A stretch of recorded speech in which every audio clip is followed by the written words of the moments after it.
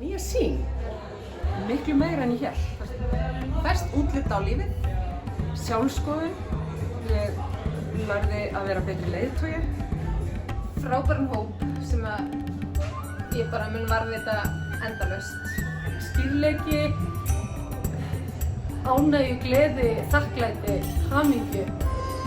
Svo þetta líka leiðtogi. Að vera hluti af þessu samfélagi hefur gefið mér sjálfstyrkingu. Mér líður eins og ég sé búin að renna hérna niður og stíga út úr einhverju gömlu fari og ég er bara komin hérna ný. Leiðtoginn í mínu eigin lífi, baki stýrið og ég get allt.